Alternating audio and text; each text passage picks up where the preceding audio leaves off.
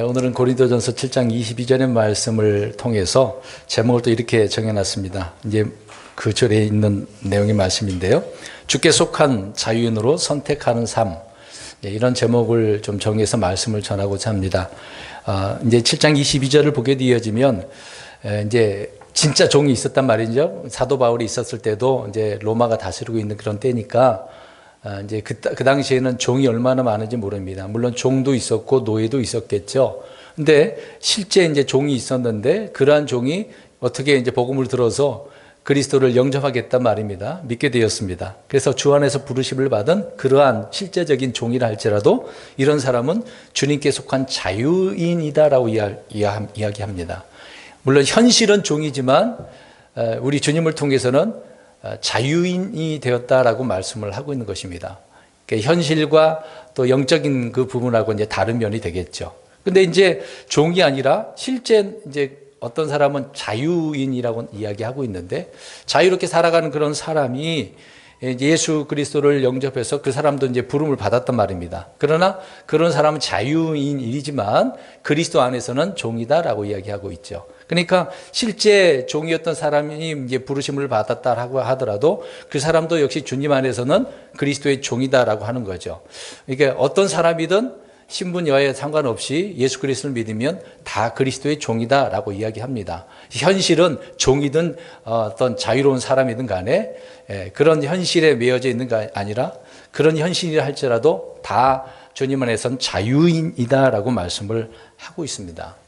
이제 이 자유, 그러니까 얼마나 좋습니까? 이 세상에 자유가 없는 사람들 많죠. 과거에 이 자유가 없는 사람들 많았지 않습니까? 지금 현대판 노예, 종도 있을 수도 있겠죠. 그런 사람들이 자유가 없어서 그런 환경에서 벗어나지 못하는 경우도 얼마나 많습니까? 근데 종과 자유, 그러니까 노예, 종과 노예를 우리가 좀 정확한 그 단어를 이해한다라고 한다면 종은 주로 하는 일이 뭡니까? 주인이 명령하는 대로 순종하는 것, 명령에 따라서 움직이는 사람을 종이다라고 이야기합니다. 다른 말로 이제 하인이 되겠죠. 어떻게 보면 종은 노예보다도 또 좀 나은 그런 형편이라고 볼 수가 있을 것입니다.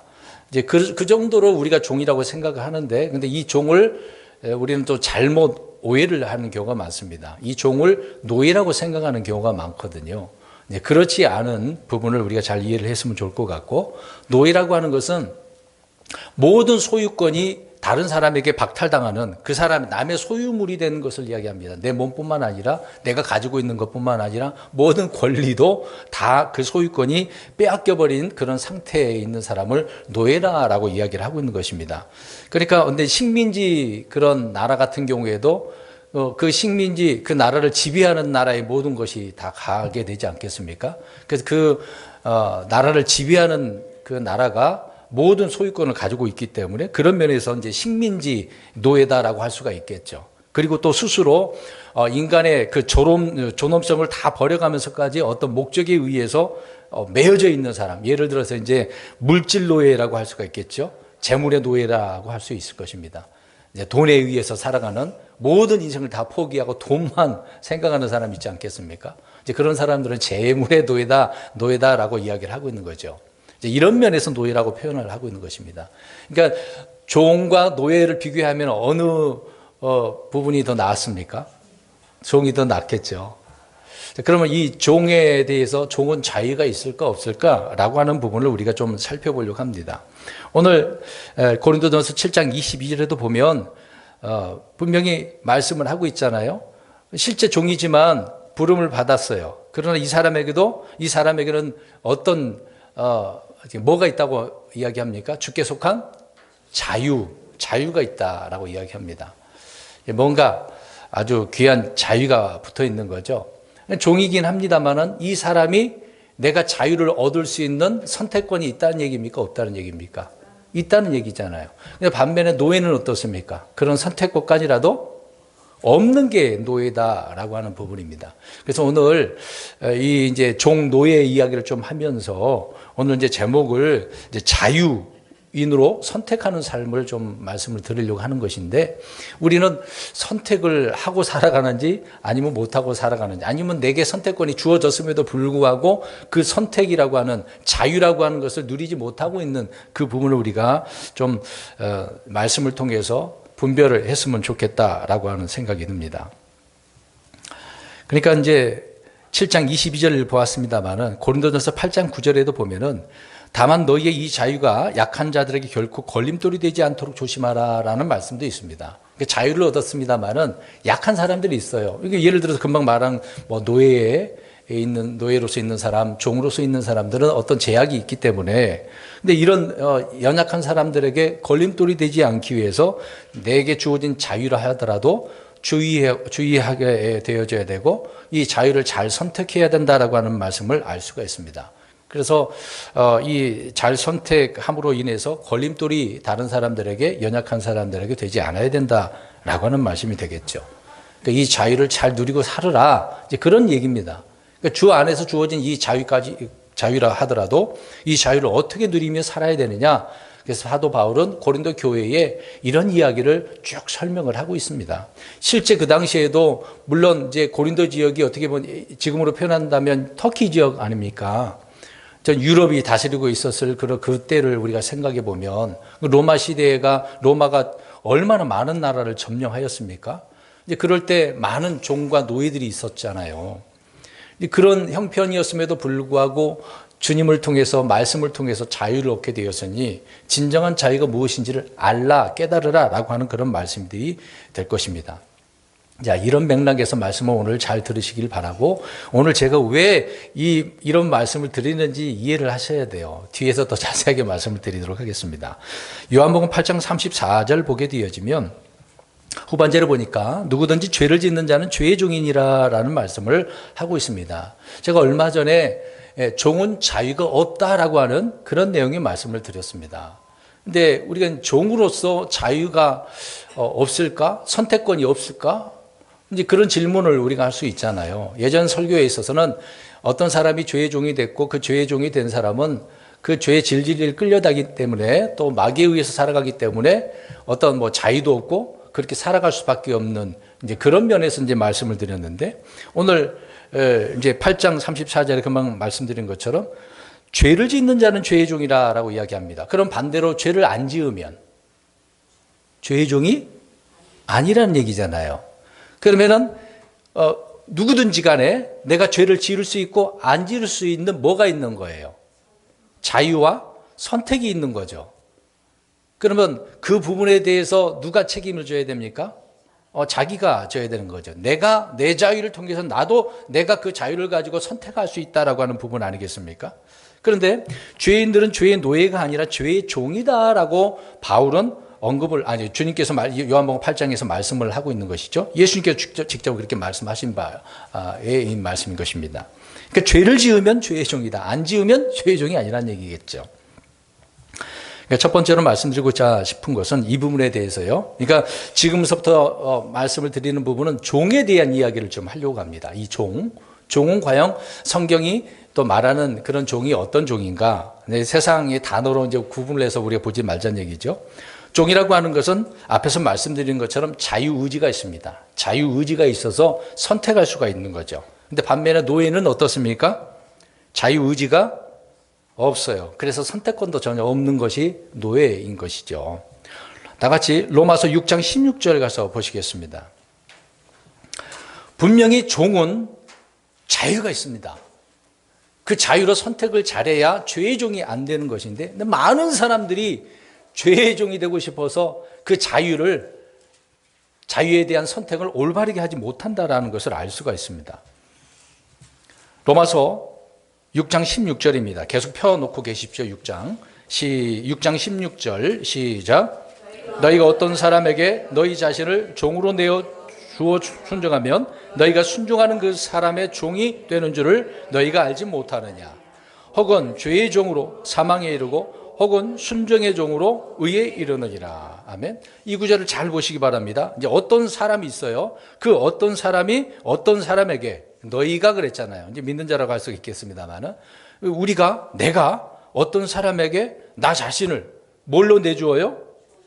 종으로 내어주어 순종하게 되어지면 누구의 사람이 되는 겁니까? 그 순종한 사람에게, 그 사람에게 내가 종이 된다, 그 얘기를 하고 있는 거죠. 이거를 분명히 너희도 알고 있지 않느냐?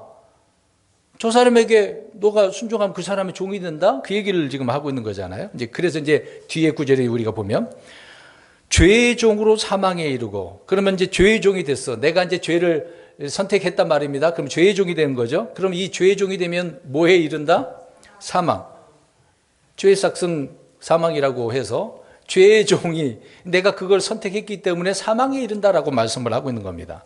그 다음에 혹은 순종의 종으로, 그럼 나에게 자유와 선택권이 있는 거죠.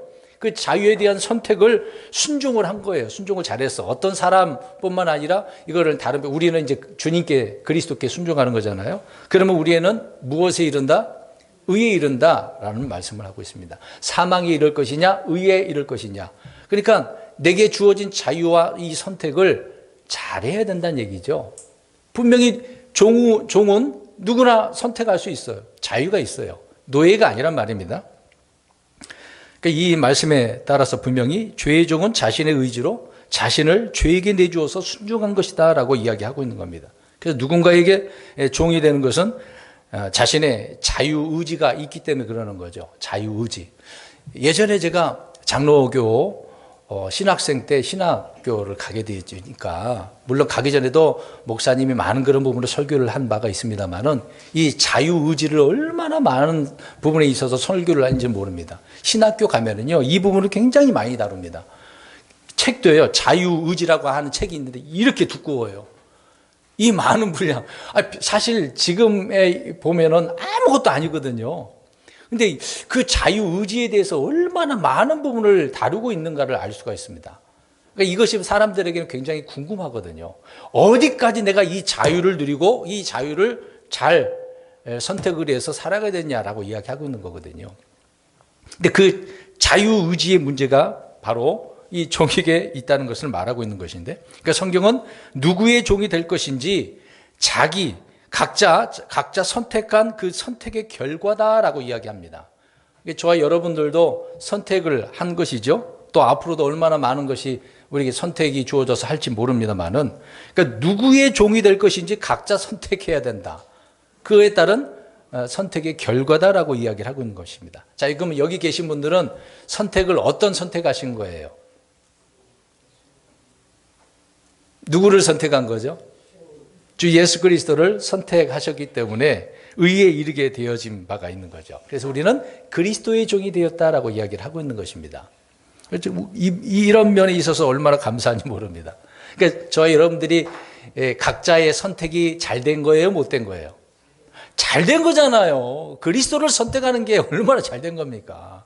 저 교주를 선택하는 것도 아니고, 이단인자를 선택한 것도 아니고, 그리고 종교에 있지도 않은데도 교주들이 있잖아요. 정치인들 가운데 교주가 있더만요. 무슨 궁이라고 하더만요.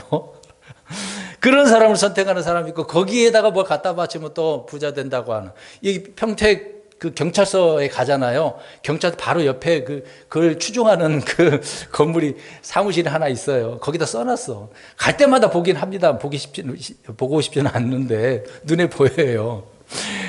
거기에 소속되면 부자가 된다라고 써 있더라고요. 하여튼 별의별 사람을 선택한 결과가 어떤지를 우리가 볼 수가 있는 건데, 아무튼 누구의 종이 될 것인가, 이거는 누구의 선택이다? 각자 자기의 선택이다. 그거에 따라 결과가 달라지는 거죠. 그래서 종은 자유의지가 있다. 그러나 노예는 자유의지가 없다. 그럼 우리 성도님들은 종이에요, 노예예요?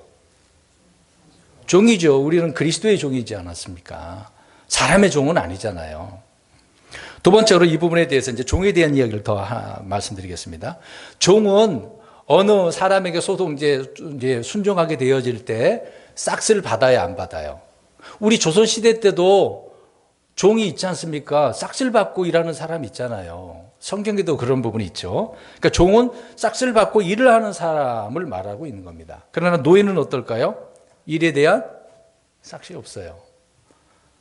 아무리 많은 일을 해도 안 줘요. 그냥 먹을 것만 좀 줄 뿐이지 어떤 수고에 대한 그 대가를 주지 않습니다. 과거에 우리가 역사적으로 봐도 그 부분은 다 아실 거라고 생각되어집니다. 그래서 종은 자신의 의지대로 언제든지 물론 삭스를 받으니까 그만둘 수도 있고 일을 하지 않을 수도 있습니다. 안 하면 삭스를 이제 못 받는 거잖아요. 그런데 이제 그리스도인들 중에서 죄인들을 죄의 종이라고 읽으면서 마음속의 그 인식은 죄의 노예라고 생각을 합니다. 이게 좀 잘못된 생각이 되겠죠. 종은 자유가 있는데 노예는 자유가 없다. 이제 그 부분을 그래서 앞에서 설명드리는 거거든요. 그러니까 이 인식을 우리가 좀 고쳐야 된다라고 하는 부분입니다. 그러니까 죄의 노예는 죄에서 벗어날 방법이 없어요. 어쩔 수 없는 그런 운명적인 상태예요. 그러나 죄의 종은 어떻습니까? 죄의 종이라 할지라도 선택할 수 있어요. 예수 그리스도를 어떻게 하면 됩니까? 선택하면 되잖아요. 근데 노예는 그런 선택권이 없다니까요, 노예는. 성경 그렇게 이제 말씀을 하고 있습니다. 근데 아무도 이제 죄의 노예는 아니겠죠. 그냥 스스로 죄를 짓는 죄의 종일 뿐인 것입니다. 그러니까 죄를 짓는다, 여기 보세요. 죄를 짓는다라고 할 때 우리가 죄의 종이 된다라고 할 때 내가 그것을 어떻게 한 겁니까? 선택을 한 거란 얘기죠. 선택을. 어쩔 수 없이 짓는 것이 아니라 스스로 죄를 짓는 게 이제 죄의 종이다 그 얘기를 하고 있는 겁니다. 그래서 이런 면에 있어서 우리는 좀 주의를 해야 되겠죠. 그러니까 내가 선택하는 것이니까 누구 잘못이 큰 거예요? 내 잘못이 큰 거죠. 이 인본주의자들은 이런 죄라고 하는 것을 뭐 사회적인 문제다, 환경적인 문제고 생물학적인 문제다, 뭐 이런 변명을 하겠죠. 그러나 성경은 뭐라고 말을 한다?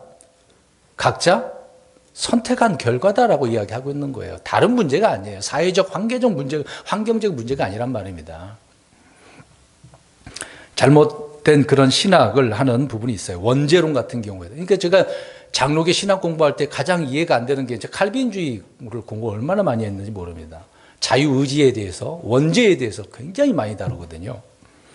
근데 그렇게 배웠음에도 불구하고 이해가 안 됐었어요. 도대체 앞뒤가 안 맞거든요. 굉장히 분리를 해나가고 구분을 해내서 설명을 말해요. 그래서 책이 막 굉장히 두꺼워요.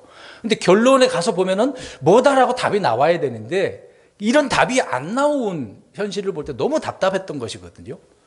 장로교 목사였을 때 너무도 힘들었었습니다. 이런 면에 있어서. 뭐라고 설명하기도 그래요. 성도들도 헷갈려가지고 이게 이해가 안 되는 겁니다. 질문을 던진 그 담임 목사는 설명을 애매하거든요. 정확하게 하지는 않습니다. 그러니까 굉장히 어렵죠. 그러니까 신학자들이 원죄론 그러면 원죄론 알죠? 누구 때문이라고 저런 얘기를 합니까? 아담 때문에 그렇게 됐다. 이제 이런 것을 통해서 죄인들에게 어떻게 보면 방패를 딱 쳐주잖아요. 사실 그런 문제는 아니잖아요. 누가 잘못한 거죠? 아담 문제입니까? 뭐 아담을 통해서 세상에 죄가 들어왔다라고 하는 그런 말씀이 있는데 모든 사람이 다 죄를 졌다라고 표현을 하고 있긴 합니다만은 근데 지금의 입장에서 자 결과 그렇게 나왔다고 생각해 보세요. 그럼 우린 지옥 가야 되잖아요. 근데 지옥 가면은 이미 정해졌다고 한다면 지금 이 자리에서 주님을 경배할 필요가 뭐가 있겠습니까? 근데 저와 여러분들은 다 죄인이어서 지옥 가야 되는 건데 지금 어떤 상태가 됐죠? 지옥 가셔요, 안 가셔요? 안 가시지 않습니까? 왜요? 무엇을 했으니까? 자유에 대한 선택을 한 거죠. 누구를 선택했기 때문에? 우리 예수님을 선택했기 때문에. 원죄론은 우리하고 맞지 않는 거죠, 사실상. 물론 그 원죄에 대한 부분을 우리가 좀 분리하고 설명도 해야 될 필요성이 있겠습니다만은 아담 때문에 내가 지옥 간다라고 하면 맞아요, 틀려요? 틀린 거잖아요. 내가 잘못 선택해서 지옥에 갈 수 있는 건데 말을 우리가 분명히 잘 해야 되는 거죠. 그래서 종과 노예에 대한 부분을 잘 구분을 해야 되는 것입니다. 그러니까 죄에 대한 책임은 각자의 몫에 있다라고 하는 것이죠. 그러니까 주님은 죄인들의 죄에 대해서 그래서 심판을 하시는 것입니다. 그래서 죄에 대한 삭스는 사망이고 그 사망에 따른 지옥과 불호수가 있다라고 성경은 말씀하고 있는 거죠. 그 다음에 계속해서 종 이야기를 하려고 합니다. 로마서 6장 17절과 20절을 좀 계속해서 보십시오. 먼저 17절 눈으로 보시기 바랍니다. 전에 우리는 모두 죄의 종이었다라고 이야기합니다. 죄의 종, 17, 18절부터 쭉 나오고 있는 말씀인데 그러나 이제 더 이상 우리는 죄의 종이 아니라 무슨 종이 됐어요? 의의 종이 되었다라고 분명히 말씀을 하고 있는 거죠. 그러니까 지금 그리스도를 믿는 구원받은 자들은 이제 죄의 종이 아닙니다. 의의 종이죠. 여전히 종입니다만은 우린 그리스도 종이니까. 아무튼 이 구절을 잘 보면은 앞에서 말씀드린 구원 예정이나 선택설에 대한 잘못을 볼 수가 있는 거죠. 잘 보시기 바랍니다. 자, 6장 17절을 우리 성도님들이 한번 읽어봐 주시기 바랍니다. 17절 시작.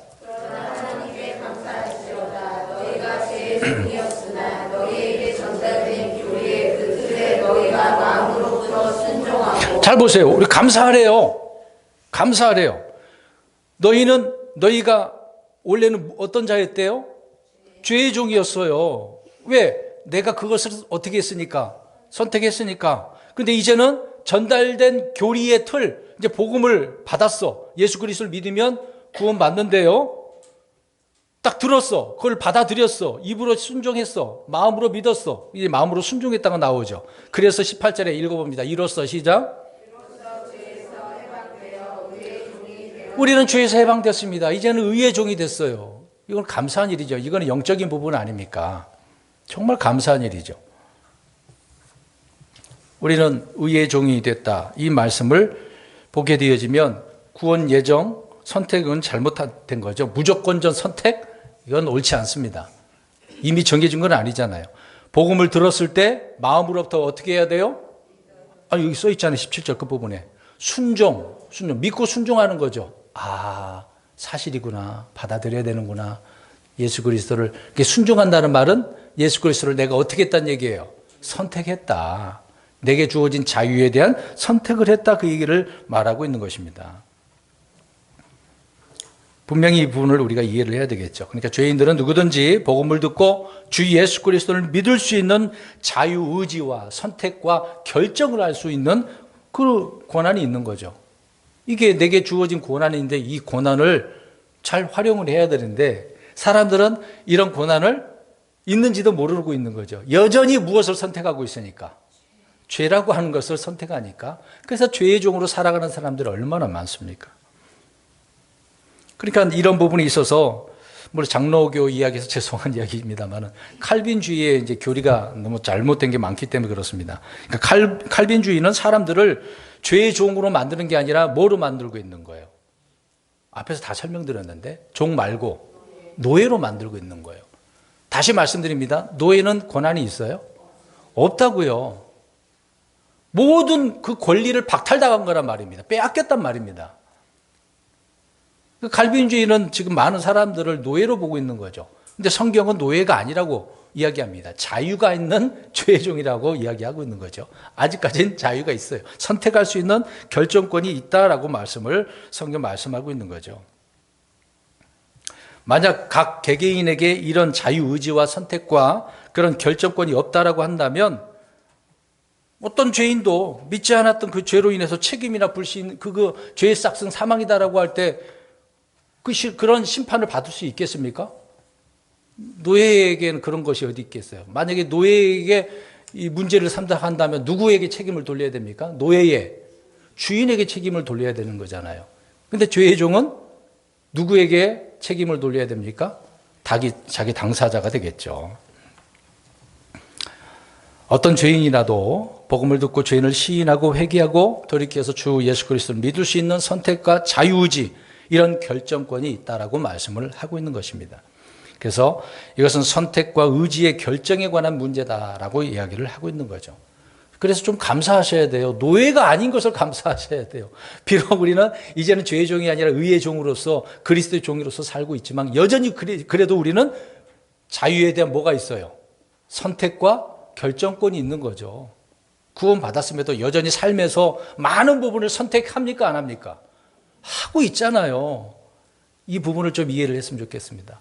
지금 믿음 생활하고 있지 않습니까? 주님 오실 때까지 주님께서 복된 소망 저 하늘로 공중으로 오신다고 하니까 이런 소망이 있어. 그럼에도 우리 여전히 이 현실을 살아가고 있지 않습니까?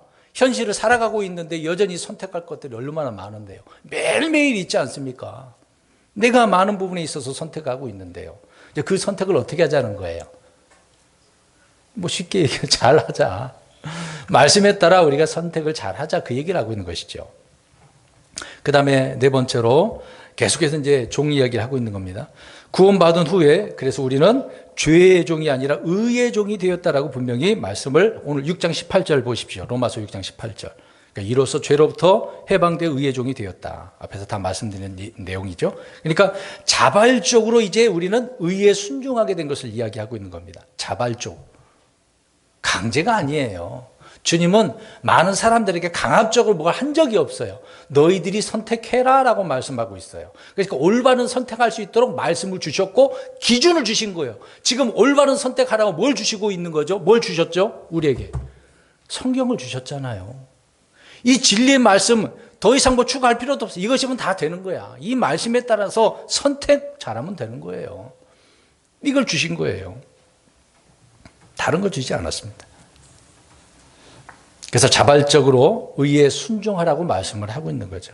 그 다음에 다섯 번째로 종은 스스로 자신이 순종하는 그 대상을 선택함으로 인해서 자신의 소속이 결정되는 거예요. 마귀를 선택하면 소속이 어떻게 됩니까 이제? 마귀에게 소속된 거예요. 주님을 선택하면 오늘 주께 속한 자유인이라고 오늘 본문에 말씀해놨잖아요. 우리가 그렇게 선택하는 것입니다. 하나님께서는 에덴에서부터 사람들에게 선택과 결정권을 주셨어요. 잘 보세요. 에덴에서 기준은 뭡니까? 선악을 알게 하는 지식의 나무가 있어요. 이제 그거 하나 딱 주시고 거기다 뒀다가 하나님 이런 말, 이걸 따먹으면 어떻게 돼? 죽어. 반드시 죽어라고 하는 해결책을, 예비책을 피할 수 있는 방법을 주셨잖아요. 그럼 늘 그거 볼 때마다 사람들에게는 이제 마귀 뱀이 나타나갖고 따먹으라고 유혹을 할 텐데, 만약에 저와 여러분들이 에덴 동산에 있다고 생각을 해보세요. 계속해서 뱀이 막 공격해와 먹으라고, 제발 먹어봐, 하나님처럼 돼, 눈이 밝아져, 이런 유혹을 받는다고 생각을 해보세요. 어떻게 하시겠습니까? 기준이 뭐예요? 하나님 말씀이잖아요. 그 당시에 기록된 성경을 주셨나요? 구두로 아담에게 주셨고 아담을 통해서 이브에게 말이 전달됐겠죠. 그 말씀을 들었다고 한다면 그거 볼 때마다 따먹어야 돼요? 따먹지 말아야 돼요? 뱀이 유혹을 해도 안 돼, 나 죽어. 이놈 새끼 나를 유혹하고 있네. 언제 하나님처럼 되고 뭐 하나님 눈이 밝아져? 물론 사실상 그럴 수도 있겠죠. 지식이 남으니까. 예? 근데 하나님께서는 먹으라 그랬어요? 잘 보세요. 먹으라 그랬어요? 먹지 말라 그랬잖아요. 근데 아담과 이브는 어떻게 됐습니까? 다 먹었어요. 여기 계신 분들은 어떻게 하시겠습니까? 이제 에덴으로 돌아가서 이제 아담이라고 일 안 남아. 우리 이재환 주세요. 이재환 하나님 그렇게 하셨다고 생각해 보세요. 어떻게 하시겠습니까? 안 먹으신대요. 안 다 먹으신대요. 엄청난 믿음이죠. 그럴 수 있을 거라 생각하십니까? 그 당시에 아담도 따먹었는데 사람은 모르는 일이죠. 지금에 와서야 우리가 결과론적으로 보면은 안 먹겠죠. 근데 그 당시로 보면은 뭐 이런 성경도 없고 어떻게 될지 어떻게 알겠습니까? 미래도 모르겠는데 우리는 이미 과거에 있는 말씀을 데이터를 가지고 기록된 말씀을 통해서 판단을 하면서 살아가는 건데 그 당시에는 그게 없잖아요. 아담은 딱 들은 게 한 가지밖에 없어. 먹으면 너 반드시 죽는다? 그 말씀 기준 그거 하나지 않습니까? 근데 그 자유에 대한 선택의 결과가 잘못됐다라는 것을 우리는 잘 알고 있는 거죠. 그러니까 종은 스스로 자신이 순종하는 대상을 선택함으로 자신의 소속이 이렇게 딱 결정된 겁니다. 잘못된 거죠. 그래서 쫓겨난 거 아니겠습니까? 이런 선택과 결정권, 우리는 오해해서는 안 되겠죠. 주님은 늘 우리에게 선택의 자유를 주시고 무엇을 선택해야 될지 잘 알려주셨습니다. 그러니까 말씀이 그래서 중요한 거예요. 그래서 성경이 중요한 것이고 육신을 따라 살 것인지 아니면 성령을 따라 살 것인지 누가 결정해야 됩니까? 내가 선택해야 되는 거예요. 하나님을 섬길지 저 이교도들의 우상을 섬길지 누가 선택해야 돼요? 내가. 이교도를 따를 것인지 그리스도를 따를 것인지 선과 악, 의와 불법, 법과 불법, 뭐 성령과 육신, 하나님과 만몬, 우리가 섬길 자를 택하는 것입니다. 우리 그리스도인들은 자신의 선택과 자유로운 의지에 따라 이렇게 결정에 대한 책임과 보상, 손실이 있다는 것을 아셔야 돼요. 잘못하면 내 책임인 거고, 잘못되면 이제 결과적으로 내 잘못이니까 내가 책임을 받아야 되는 거고, 물론 그것이 올바른 선택이었다고 한다면 책임이라고 하는 것은 묻지 않겠죠. 그러면 잘 선택하면 주님께서 보상을 주신다잖아요. 그래서 우리 그리스도의 심판석에서 또 기본적인 상속이 있을 뿐만 아니라 보너스로 상급을 받는 거죠. 보상을 받는 겁니다. 리워드가 있는 거잖아요, 보상이. 그리고 잘못 선택하면 손실이 있어서 그에 따른 책망이 있게 되겠죠. 어떤 사람은 이제 이런 상급을 받지 못해서 그냥 구원받는 것으로 끝나는 사람들이 있을 수도 있겠죠. 그러나 이제 주님을 선택하지 않고 마귀를 선택한 자들은 그 손실, 결과가 어디입니까? 지옥과 불호수가 되겠죠. 예를 들어서 우리는 다니엘을 생각해 보겠습니다. 우리 이제 다니엘 1장부터 나옵니다만은 다니엘이 이제 잡혀갔어요. 거기서 이제 훈련을 받고 왕을 섬기기 위해서 많은 교육을 받았지 않습니까? 근데 그런 과정 속에서 우상에 바쳐진 그런 음식, 그 바벨론에 있는 음식을 또 이스라엘 백성들이 먹지 말아야 될 음식이 있기 때문에 그걸 어떻게 합니까? 먹어요, 안 먹어요? 안 먹었잖아요. 여러분 이미 포로로 잡혀갔는데 뭐 먹어도 되지 않아요? 포로로 잡혀가면 이미 이제 바벨론 사람이 된 거 아닙니까? 이제 바벨론에 어떻게 보면 종과 노예가 되는 거잖아요. 그럼에도 불구하고 다니엘은 어떻습니까? 안 먹었어요. 선택을 잘한 거죠. 그 당시에는 이제 대부분 다 이제 종이 된 것이죠. 노예보다도.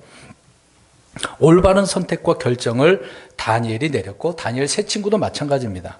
경배의 대상에 대해서 이제 그들은 올바른 선택과 결정을 내렸기 때문에 어디로 들어가죠?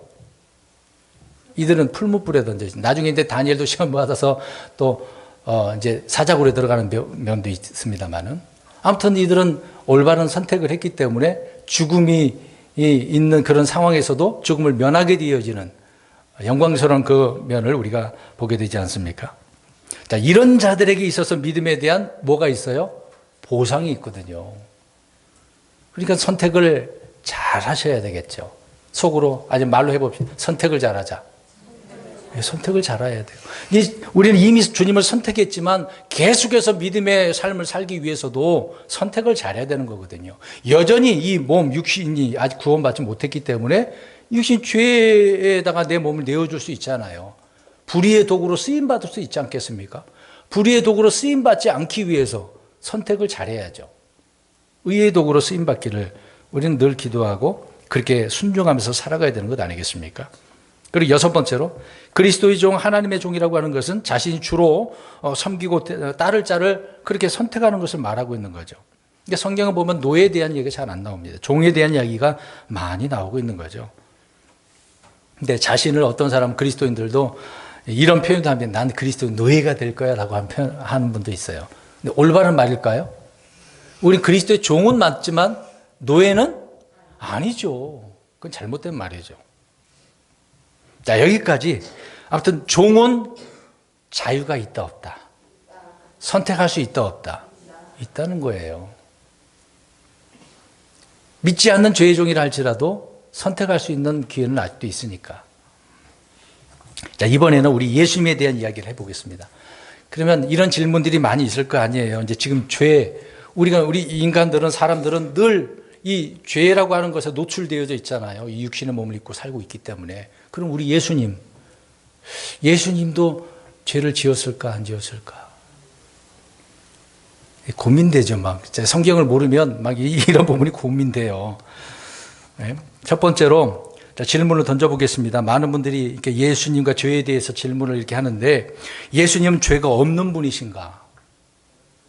잘 대답을 하셔야 됩니다. 이거 잘못 대답. 죄가 없는 분이신가? 네, 죄 없으시죠? 죄 있는 분은 아닙니다. 죄가 없는 분이시죠? 히브리서 4장 15절과 7장 26절 말씀하고 있는데 제가 그냥 읽을게요. 4장 15절에 히브리서, 우리에게 계신 대제사장은 우리의 연약함의 감정을 느낄 수 없는 분이 아니요 모든 점에서 우리와 똑같이 시험을 받으셨으나 죄는 없으신 분이시니라 라고 이야기합니다. 사람처럼 육신이 있으니 육신으로 이렇게 오셨으니까 똑같이 시험을 받으셨대요. 모든 면에서 똑같대요. 사람과 똑같대요. 왜요? 예수님도 사람이셨으니까. 그러나 뭐가 없어요? 근데 저와 여러분들은 있네? 뭔가 다르죠? 그러면 예수님은 단 한 번도 죄를 짓지 않으셨는가라고 할 때, 한 번도 안 지셨죠? 예, 맞습니다. 예수님은 죄를 짓지 않으셨습니다. 베드로전서 2장 22절에 그분께서는 죄를 짓지 아니하시고 입에 교활함도 없으시며 라고 말하고 있습니다. 죄를 짓지 아니하시고 라고 했어요. 그러면 죄를 지을 수도 대답 잘하세요. 있었다는 얘기잖아요. 왜? 예수님도 우리처럼 이 몸이 있기 때문에. 근데 죄가 없으시고 죄를 짓지도 않으셨다는 얘기예요. 자, 그런 앞에서 제가 쭉 설명드렸던 내용이 나옵니다. 예수님도 어떻게 사신 거예요? 자유에 대한 선택을 어떻게 하셨다는 얘기입니까? 잘 올바르게 하셨다는 얘기죠. 올바르게 하셨대요. 근데 많은 그리스도인들이 진리를 말한다라고 하는 미명하에 오늘 금방 베드로전서 2장 22절에 예수님의 입에는 교활함도 없다 그랬잖아요. 근데 많은 그리스도인들이 교활함이 얼마나 많은지 모릅니다. 진리를 말한다고 하면서 형제들을 공격하고 이단시하고 괴롭히고 막 안 뒤에서 뒷담화하고 공격을 하고 이런 분들이 얼마나 많습니까? 그러면 그런 사람들은 뭐 한 거예요? 죄를 지은 거죠. 그러니까 자유에 대한 선택을 어떻게 한 것입니까? 잘못한 거잖아요. 근데 우리 예수님은 죄를 지을 수 있는 육신이 있지만 죄가 없을 뿐더러 죄를 짓지 않았다. 난 예수님은 선택을 그렇게 하셨다는 얘기입니다. 그럼 예수님이니까 그렇지. 그렇게 말하면 안 됩니다. 똑같아요. 인간이 사람으로 오셨다고 말씀하고 있지 않습니까? 그걸 보여주신 거예요. 그래서 나를 따르라. 나를 보고 좀 배우라. 라는 말씀을 하신 것 아니겠습니까? 세 번째로 고린도후서 5장 21절을 보면은 예수님은 죄를 알지도 못하신 분이다라고 이야기합니다. 자, 여기서 이제 잘 보세요. 저와 여러분들은 죄를 안다, 모른다라고 할 때 이 부분은 어떤 의미냐면은 경험적으로, 지식적으로 우리가 배우면 이거 잘못된 거야, 옳은 거야, 지식적으로 배울 수 있잖아요. 근데 고린도후서 5장 21절을 보면 하나님께서 죄를 알지 못한 그분을 우리를 위해 죄가 되게 하신 것은이라고 나오거든요. 그러니까 여기에서 말하고자 하는 부분은 뭐냐면 예수님 지식적으로 알아요, 몰라요? 죄에 대해서 아셔요, 몰라요? 아셔요, 예수님도. 근데 경험적으로 우리가 누구를 들었을 때 그냥 말만 듣는 것보다 직접 눈으로 보면 이 사람을 안다라고 표현하잖아요. 이 부분이에요, 경험적으로. 그러면 예수님은 죄를 알지 못한다라고 할 때 경험적으로 죄를 졌다는 얘기예요, 안 졌다는 얘기예요? 안 졌다는 얘기잖아요. 어떻게 하셨기 때문에? 자유에 대한 선택을 잘 하셨기 때문에 라고 말씀을 하고 있는 것입니다. 그러니까 우리가 이런 예수님을 닮아야 되는 거죠. 그 다음에 네 번째로 예수님은 아예 죄를 지을 수 없는 분이신가? 아니죠. 앞에서 말씀드린 건 왜 튀는지 모르겠는데요. 그분은 육신을 입고 사람이 되셨고 시험을 받으셨어요. 또 자유의지를 가지고 계셨습니다. 그렇지만 우리 예수님은 죄를 짓지 않는 것이지 지을 수 없는 존재로서 태어난 것은 아니잖아. 아예 지을 수 없는 그런 사람으로 태어난 건 아니잖아요. 만약에 그렇게 태어났다고 한다면 신이지? 신 아닙니까? 놀랍잖아요. 근데 예수님 그런 분으로 태어난 건 아니잖아요. 뭐든지 선택할 수 있었습니다. 히브리서 4장 15절에 우리에게 계신 앞에서 읽은 내용입니다. 우리의 연약함의 감정을 느낄 수 없는 분이 아니요 모든 점에서 우리와 똑같이 시험을 받으셨으나 다 느끼시고 경험하신 거예요. 시험도 받으셨다고요. 마귀에게도 시험 받았지 않습니까? 많은 사람에게도 주님은 시험을 받으셨어요. 그러면 시험 받은 것이 죄일까요? 그건 아니잖아요. 시험 받았다고 해서 그걸 죄라고 할 수는 없지 않습니까? 오히려 그 시험에 빠지는 것이 뭡니까? 죄죠. 마귀에게 보세요. 마귀에게 시험 받았을 때 돌이 빵이 되게 해봐라. 그래야 되냐? 그렇게 해버리면 어떻게 된 겁니까? 시험에 빠진 거죠. 근데 안 빠지게 하기 위해서 주님께서 뭐라고 하셨습니까? 하나님의 입으로 나오는 모든 말씀으로 살 것이다 라고 이야기하잖아요. 그러면은 선택을 잘한 거죠. 마귀의 그 시험에 빠지지 않은 거죠. 넘어가지 않은 것입니다. 그러니까 시험에 빠지는 것은 죄이고 시험을 이기는 것은 의가 되는 것이다 라고 이야기를 하고 있는 겁니다. 그러니까 저와 여러분들이 의의 종으로서 이렇게 살려면은 이런 선택, 자유에 대한 선택 결정을 잘 해야 된다라고 하는 것을 우리 예수님을 통해서 알 수가 있는 거죠. 우리가 이제 예수님이 죄가 없다, 죄를 짓지 않으셨다, 죄를 알지도 못했다라고 하는 것, 이것하고 아예 지울 수 없는 그런 존재, 이건 전혀 다른 이야기잖아요. 예수님은 의를 선택하고 악을 거절하셨다라고 이야기합니다. 이 부분은 이제 우리 성경을 좀 찾아보겠습니다. 이사야 7장 15, 16절 보겠습니다. 좀 찾아야죠. 제가 오늘 왜 이야기를 하는지를 이제 뒤에 이제 하는 말을 들으면 이해되실 거예요. 정말 감사하셔야 돼요. 내게 이런 자유, 선택할 수 있는 고난을 주신 거 정말 감사하셔야 돼요. 이사야 7장 15절, 16절 시작. 그가 버터와 꿀을 먹겠고 이로써 악을 알라니 선을 택할 줄 알기 전에 자 보세요. 악을 거절했다. 선택. 그러니까 악을 먼저 거절하셨다는 얘기잖아요. 악을 거절했다. 이거 선택 저거 선택할 수도 있었어요. 이거 예수님 예언한 구절 아닙니까? 그 다음에 히브리서 5장 7절을 보겠습니다. 5장 7절 시작. 죄송합니다. 히브리서 5장 7절 너무 빨리 읽으라고 그랬네요. 5장 7절 시작.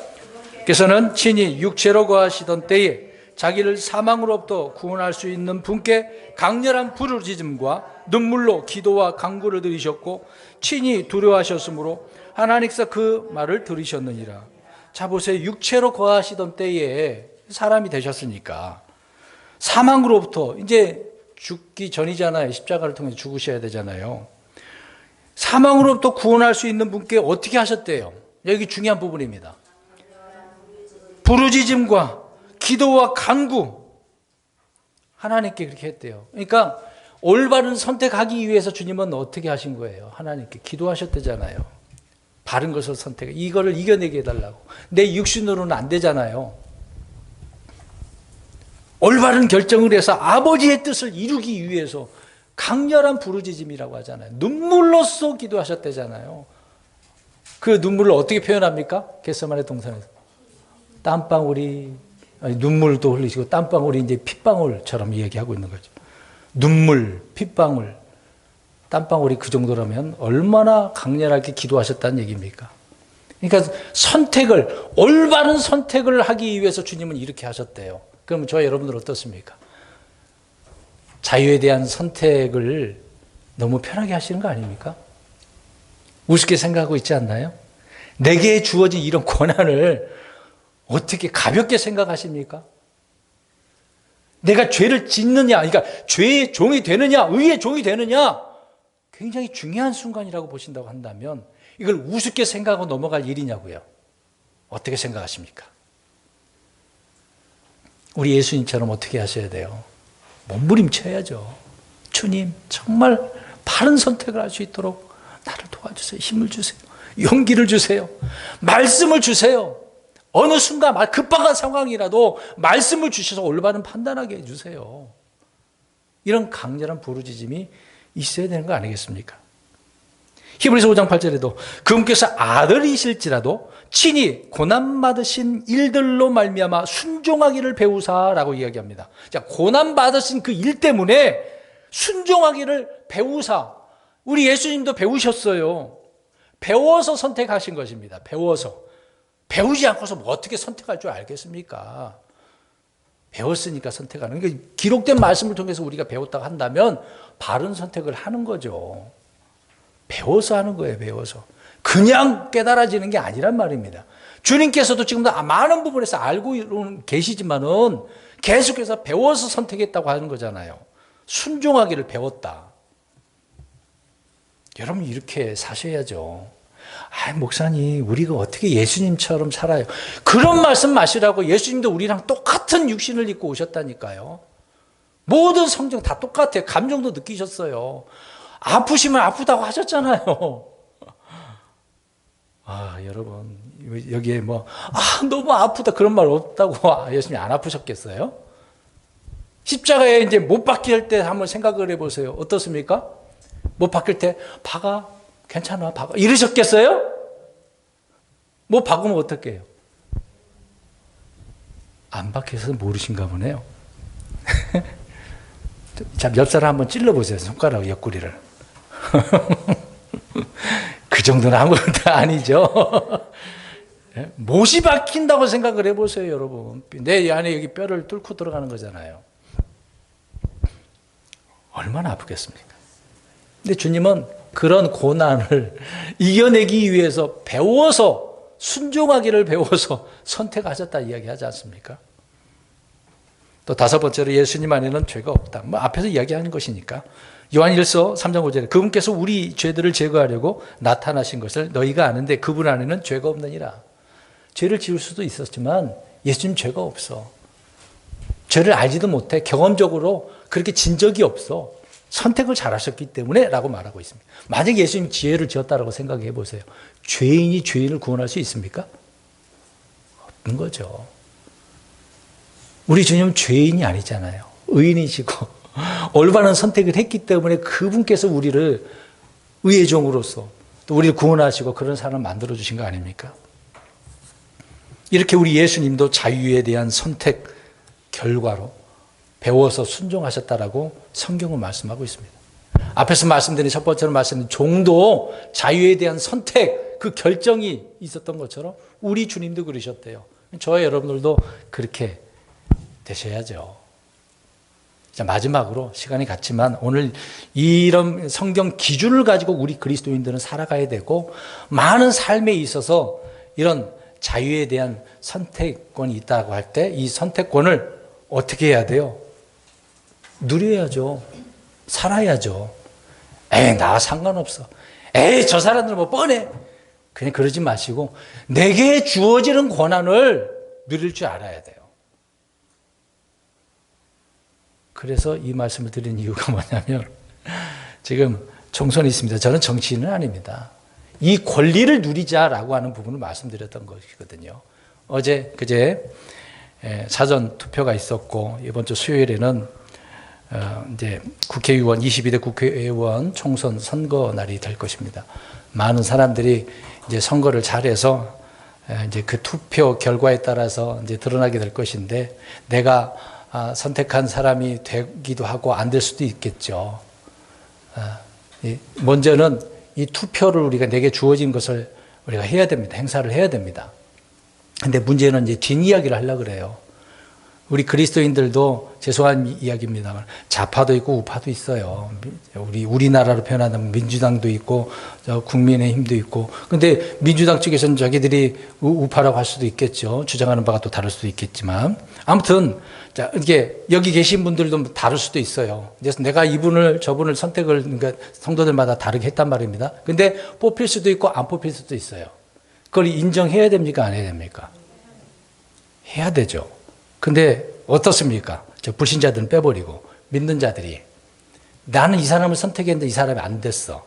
그럼 어떤 일이 벌어집니까? 안 됐구나. 그렇게 하는 것보다도 주로 어떻게 하죠? 인정을 안 해요. 왜 저런 놈이 당선이 됐지? 이렇게 말을 합니다. 제비 뽑는 거 누구에게 권한이 있는 누가 그렇게 하도록 한 것이죠. 사실상 우리 하나님께서 제비 뽑는 얘기 나오잖아요. 제비 뽑는 것도 민주주의거든요. 예? 그걸 받아들여야 되는 겁니다. 내가 원하는 사람이든 아니든 간에. 자, 이 부분을 투표에 대한 그 결과에 대한 불만과 실망, 절망, 분노하는 그런 그리스도인들이 선거 끝나면 이제 다 나오죠. 모두가 다 그 사람을 찍었다고 한다면 뭐 불만이 나오지는 않겠죠. 그러나 이제 그것이 그런 결과가 아니니까. 자, 이럴 때 우리 그리스도인들은 어떻게 해야 되는가? 이걸 아셔야 돼요. 내가 선택한 사람 100% 당선된다 생각은 버려야 되고 또 내가 선택했다고 무조건 이 사람은 하나님께서 당선되게 한 것이다? 또 그렇게 볼 수도 없는 거잖아요. 악인이 당선될 수도 있고 의인이 당선될 수도 있고 그렇지 않습니까? 올바른 우리가 성경으로 볼 땐 나쁜 법을 만들어서 하는 사람이 있을 수도 있고 좋은 법을 만들어서 사람이 있을 수도 있잖아요. 그러니까 첫 번째로 드리고 싶은 말씀은 물론 이것도 성경 기준이 될 것입니다. 어떤 일이든 나의 판단과 나의 선택과 나의 뜻, 내 의지대로 되어야 한다는 것이 아니라는 것을 아셔야 돼요. 늘 우리 그리스도인들은 그런 가운데 말씀에 따라 우리가 순종하며 살아가자라고 하는 것이지, 지금 이런 선교 결과를 놓고 우리가 내가 올바른 거 아닌 거 이렇게 우리가 말할 수 있는 건 아니잖아요. 이 사람은 의인이고 이 사람은 악인이고 그런 판단 기준을 해서는 안 된다라고 이야기를 하고 있는 것입니다. 내가 선택한 것이 항상 선이고 옳은 것이다 라고 생각하는 것은 교만인 것이죠. 그건 모르는 일인 것입니다. 하나님께서 이 악인을, 이 의인을 어떻게 쓰실지는 모르는 거잖아요. 다른 것은 다른 것이고 틀린 것은 틀린 것이지만 이런 부분을 잘 판단해서 그런 상황에 따라 오히려 인정을 해야 되는 거죠. 두 번째로는 이런 부분에 있어서는 나 자신을 좀 내려놓아야 될, 부인해야 될 그런 필요가 있습니다. 내가 옳다가 아니라 나의 선택대로 되지 않는 것이 어떻게 보면 더 좋을 수도 있는 거거든요. 하나님의 생각은 사람의 생각, 내 생각은 너희 생각과 다르다라고 하는 것처럼 하나님께서 이루고자 하는 뜻이 그거라고 한다면 어떻게 해야 되겠습니까? 받아들여야 되는 거죠. 그러니까 그 결과에 따라서 우리는 인정해야 된다. 나를 내려놓아야 된다라고 하는 것입니다. 끝까지 그거를 인정 못하고 또 피켓 들고 나가서 이거는 또 음모다 그래놓고 그렇게 해서는 안 되는 거죠. 오히려 세 번째로 모든 일에 감사하면 되는 것입니다. 원하는 대로 되지 않았다고 불평하지 말고 감사할 줄 알아야 돼요. 이런 것도 다 우리가 배워서 하는 것 아니겠습니까? 이게 주님의 뜻이다라고 생각을 하고 오히려 그런 사람들을 위해서 기도해 줘야 되겠죠. 나와 다른 것을 주장하는 사람이지만 이 사람을 통해서 하나님 바르게 정치를 해달라고 기도해 줄 수는 있어야 되겠죠. 그리고 매사에 하나님의 판단과 뜻을 구해야 된다라고 하는 것입니다. 투표를 통해서 의와 불의가 딱 구분되어진다? 그렇게 생각하지 마세요. 그렇게 생각하지 마세요. 그런 판단 기준이 되어서는 안 됩니다. 자, 이런 상황 속에서 하나님의 뜻을 우리가 앞에서 말씀드린 것처럼 순종해야 된다라고 하는 거죠. 그리고 결과에 따라 이제 복종을 해야 되고 겸허하게 받아들여야 되는 거죠. 그래서 이제 당선되지 않은 사람은 겸허하게 받아들입니다라고 그렇게 말을 합니다. 그러나 투표한 사람들은 분이 그냥 그걸 해결하지 참지 못해서 폭발하는 사람도 많이 있죠. 그래서는 안 되는 것입니다. 이런 문제 때문에 많은 그리스도인들이 죄를 범하는 분들이 많아요. 그래서 이분들 결과에 따라 순복도 못하면서 계속해서 잘못된 선택을 하게 되는 경우가 많습니다. 마지막으로 권력을 받은 당선된 사람들을 위해서 기도하는데 성경은 누구누구를 위해서 기도하라. 그 이유가 있잖아요. 나를 위해서라고 말하고 있습니다. 나에게 잘하면 좋은 거죠. 나에게 나쁘게 하면 하나님께서 알아서 좀 만져주시더라고 하면 되는 거고. 또 잘해주면 감사한 건 아니겠습니까? 하나님께서 어떻게 일을 해 나가실지 모르는 거잖아요. 그런 상황들을 잘 받아들이라. 그러니까 왜 이제 마지막에 이 선교 이야기를 했냐면 많은 그리스도인들이 내게 주어진 그 자유에 대한 선택을 아예 안 하려고 하는 분도 있고 또 이런 선택을 해놓고서도 그에 따른 어떤 인정, 받아들이지 않은 부분이 있기 때문에 그렇습니다. 이제 그런 것까지라도 우리는 내가 잘못 선택하는 부분이 많다라고 하는 부분인 것입니다. 항상 우리는 옳은 것을 선택하셔야 돼요. 그래서 말씀을 주신 것 아니겠습니까? 진리의 말씀, 우리 그리스도를 따라서 그렇게 주님을 닮아가며 배워서 순종하는 믿음의 사람들이 되시기를 주의 이름으로 축원드립니다.